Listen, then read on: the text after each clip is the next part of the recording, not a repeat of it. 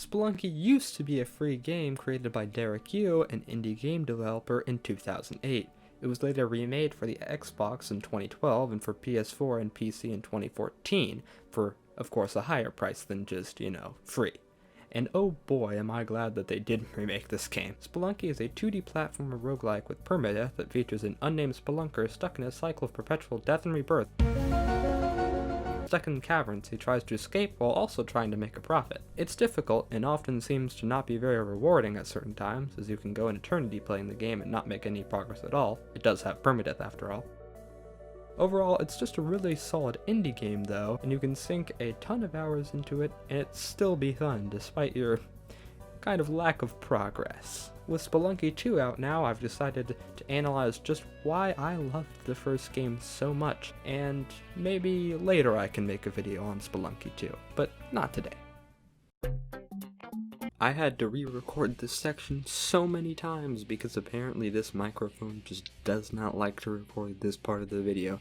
So when you watch this, please remember that this part took many sweat, tears, and other bodily fluids to produce. Anyway, ever since the upgrade, Spelunky has been looking really nice, and by that I meant this upgrade from Spelunky Classic to Spelunky HD, not the one from Spelunky HD to Spelunky 2. The graphics look pretty smooth, and although it took a while for them to make the switch, it was well worth the wait, which I say never having actually played Spelunky Classic. Everything looks great, and all the animations look pretty sweet. It has a form of cartoonish grounded realism with a darker color palette. Where are the colors? And that's not a real thing, but that's the best way I can describe it.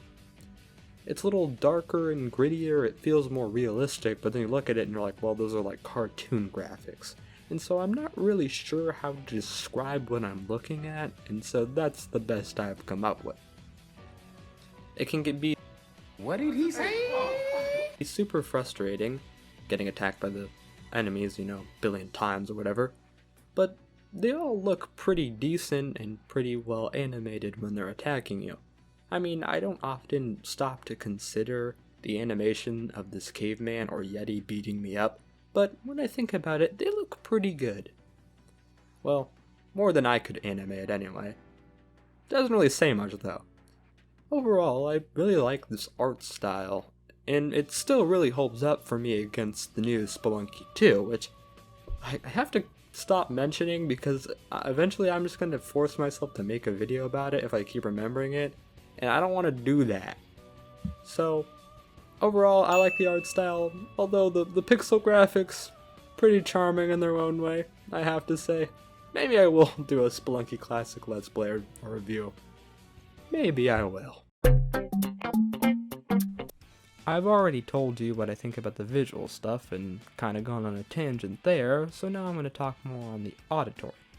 The sound design and effects are all pretty solid. I mean, there's a 5-minute video which has all the sound effects in one video. I'll link it if I remember. The music is also insanely good. I mean, if you're going to be playing through the same levels over and over again, it would suck if you were listening to the same sucky music over and over again.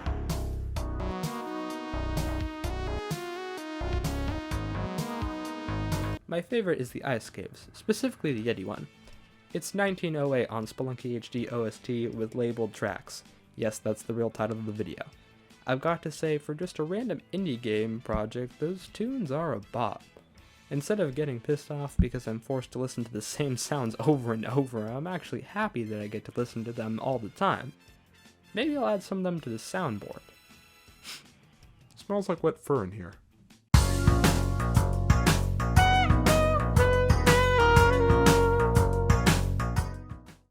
Funnily enough, this is where the real meaty part of the video comes into play. Whoa, hold it right there. This is the part of the video where I try to get my videos promoted better by having people comment random things down the comment section, but it hardly ever works. So, here we go. This is my favorite comment from this video. Well, these are my favorite comments. Yes, there's more than one. I was hiding them from you, actually.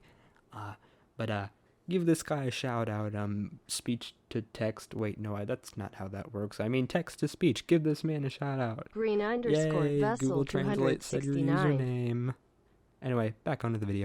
I've mostly explained the plot in the intro, but I'll explain it again here. You're lucky, actually not so lucky, spelunker who has journeyed far and wide to a place you've heard has incredible amounts of treasure. Unfortunately, the walls keep shifting around you, and then whenever you die, you just kind of revive at the entrance, so you can't even leave by suicide. Why are we still here? Just to suffer? The only way out is to win, and that's not easy. Your spelunker has to maneuver through mine shafts, underground jungles, ice caves, and Aztec ruins. Wait, why can I go to the City of Gold? Also, the depths of hell? What? This game didn't really need this amount of plot, but I'm glad that it's there. As for your character, that doesn't really matter too much, at least in the first game. You can play as your standard guy, or you can play as Colin Northward? The mariachi guy. You can play as Van Helsing? Super Meat Boy? A ninja, a cyclops, or a golden monk? Yeah, what? I like all the different mythologies that Spelunky borrows from. It really makes it interesting when they combine all these sorts of deities and gods like Kali or Yamaha together. I'm pretty sure his name is Yamaha. It'd be pretty funny. Wait, isn't that the freaking music brand? Alright, turns out his name is just Yama, and I was thinking of Yamaha the music brand. Ah, very amusing. Well, if you can't get enough of the story from me, well, you can always just look it up online. I mean, I'm not here to unravel the deep depths of the lore on this channel. I'm just telling you that the lore is there, and it's very interesting. So,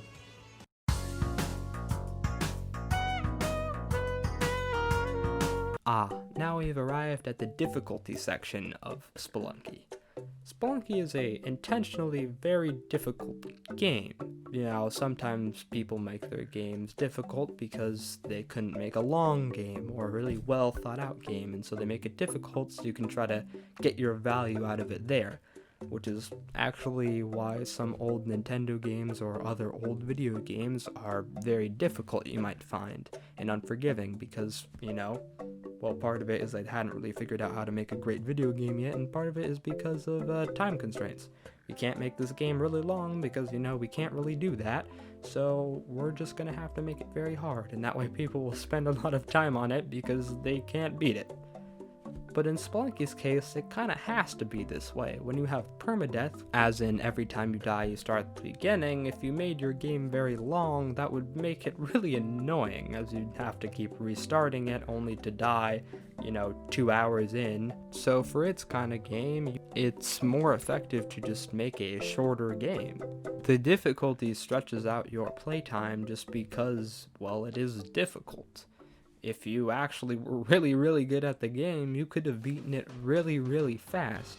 For example, the world record of beating Spelunky, you know, minus all the loading screens and stuff, is only 1 minute, 37 seconds, and, well, if you really wanted to know, 111 milliseconds. I'd imagine it's a fun game to speedrun. If you're easily frustrated by games like Celeste or Dead Cells, you might not like Spelunky very much because of its difficulty. But if you're in for a bit of a challenge, you might like this game very much so. If you can grind and persevere through all of your deaths that feel kind of cheap or dumb, it can be a fun experience. And it is at this moment I realize I have no jokes in the script. Wow. Alright, that's great, I guess. Unless you're willing to call the entire script a joke, which then again I wouldn't blame you, so let's just go on to the replay value section. A lot of the content mostly comes from the fact that you're going to have to play this game a lot to beat it, but that doesn't mean that there isn't a lot already out there. There are plenty of things to do in the main game, but there's also a deathmatch, which I never play, and plenty of unlockable characters which don't affect the game in any way and I hardly ever use. But anyway, the content really lies in the roguelike aspect of a changing map. This aspect makes every game unique, although they might not always feel like it. There's always a lot of areas which can be played a lot and, well, still be fun. There's even 2 different routes to play the game, the normal way and the hard way. So even if you did beat the game, there's still a lot more content out there and even a new final boss to entertain you. Not to mention all the achievements you can get, which although not significantly numerous, can be difficult to obtain, and you can spend a lot of time trying to get them. In the end, technically Spelunky has low replay value because there is only one alternate route if you beat the game, but the amount of times you have to restart the game and therefore play different rounds or different versions of the game, because every time you die you have to technically restart from the beginning, It's rewind time. makes it so that it technically has a lot of replay value, or this makes up for the lack of replay value. Congratulations, you've made it to the end of the video. I'm just going to give some final thoughts and then I'll wrap up and everyone can go home.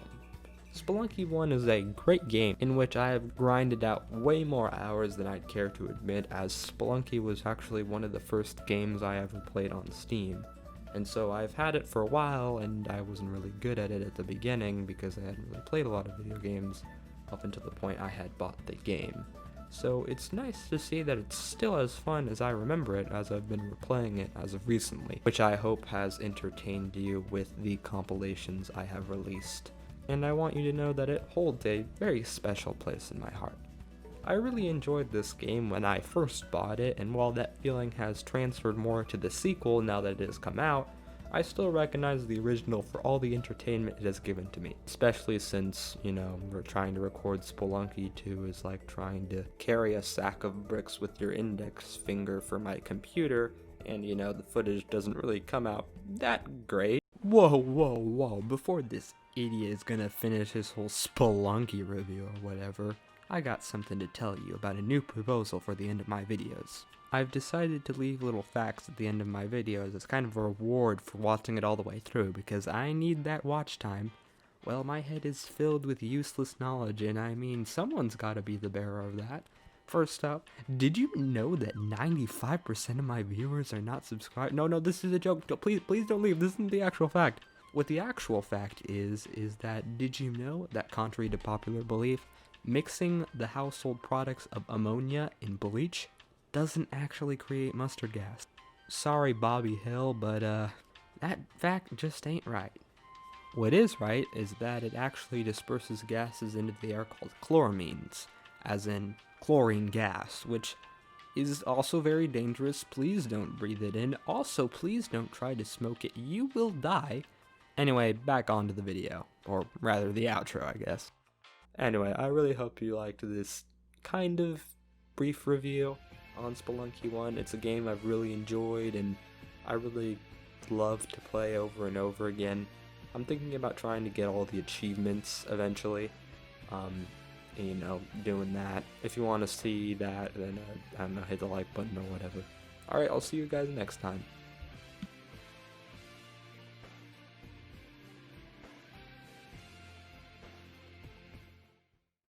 Now that all the fake fans are gone, thanks for the 40 subs. Really means a lot to me. Even if that video is going to be the only thing I will ever accomplish in life, I'm happy for it. Oh yeah, 9 out of 10. Not enough racist Mexican references.